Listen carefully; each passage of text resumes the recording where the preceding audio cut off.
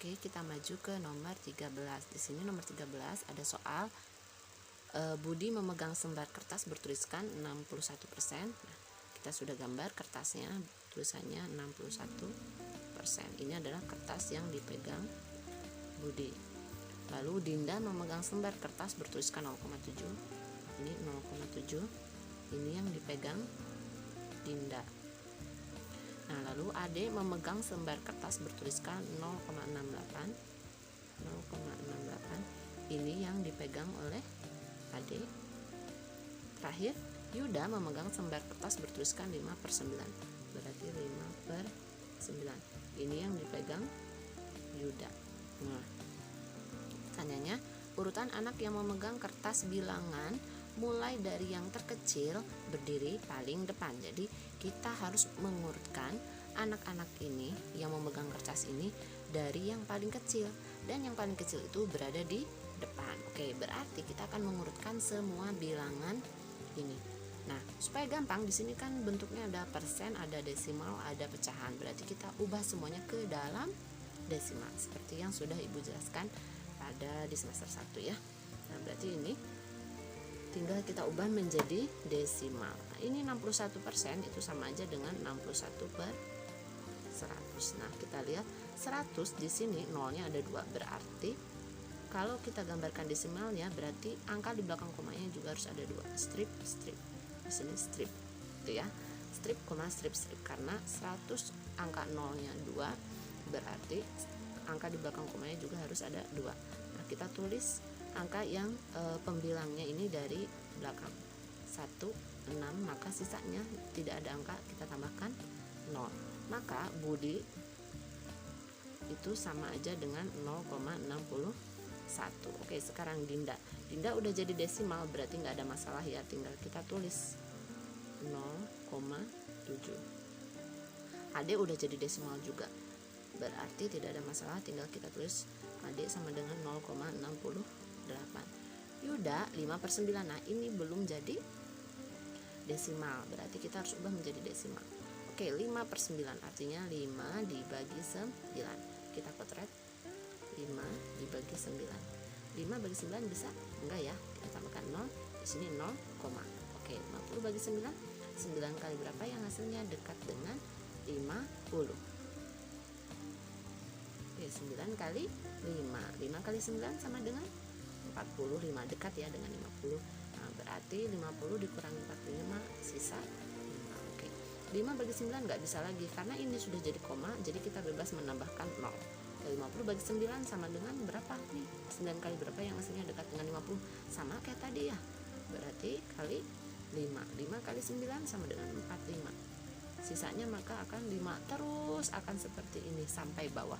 Nah, berarti 5/9 sama aja dengan 0,55. Berarti Yuda sama dengan 0,55. Nah, kita urutkan kertas yang dipegang Budi, Dinda, Ade, dan Yuda ini dari yang paling kecil. Nah, dari yang terkecil. Nah, kita lihat di sini Budi ada 2 angka di belakang koma, Dinda 1 angka, Ade 2 angka, Yuda 2 angka. Karena di sini karena yang paling banyak itu 2 angka di belakang koma, maka yang tidak 2 angka di belakang koma kita harus tambahkan menjadi kita jadikan 2 angka di belakang koma. Ini sudah jadi 2 angka di belakang koma, ini sudah 2 angka, ini sudah 2 angka. Nah, ini belum, maka tinggal kita tambahkan 0 aja. Nah, berarti 0,70. Nah, ini sudah jadi 2 angka di belakang koma. Semuanya sudah jadi 2 angka di belakang koma, berarti tinggal kita urutkan dari yang paling kecil. Oke, manakah yang paling kecil? Yuda ya. Yang kedua Budi, yang ketiga Ade, dan yang keempat terakhir Dinda. Berarti urutannya Yuda yang berdiri paling depan, setelah itu Budi, setelah Budi Ade, dan yang terakhir Dinda. Nah, ini adalah urutannya. Berarti jawabannya yang A, seperti itu. Nomor 14 itu sama seperti nomor 13 soalnya, cuman bedanya di pertanyaannya. Di sini pertanyaannya, apabila urutan berdiri mulai dari bilangan terbesar. Jadi kalau tadi kalau di nomor 13 itu berdirinya dari yang paling kecil, nah sekarang berdirinya dari yang paling besar. Nah, yang pertanyaannya adalah yang berada tepat di belakang AD adalah, nah kita urutkan dulu dari yang paling besar dulu. Oke, yang pertama mana yang paling besar? Ini ya. Oke, yang kedua, oke betul 0,68. Ketiga 0,61. Yang keempat 0,55. Kita sudah urutkan, kita tulis nih urutannya dari yang paling besar. Berarti yang paling besar 0,7 Dinda. Setelah Dinda berdiri 0,68 Ade. Setelah Ade 0,1 berdiri Budi. Terakhir 0,55 berdiri Yuda. Nah, lihat pertanyaannya di sini. Yang berada tepat di belakang Ade adalah, berarti kan ini paling depannya Dinda, berarti yang di belakang Ade adalah Budi. Nah, berarti jawabannya Budi. Seperti itu. Nomor 15 itu masih sama seperti nomor 13 dan 14 soalnya, cuman bedanya pertanyaannya. Nah, di sini nomor 15 kita lihat pertanyaannya, dengan urutan berdiri paling depan dari anak yang memegang kertas dengan bilangan terbesar, berarti ini diurutkan dari yang paling besar ya.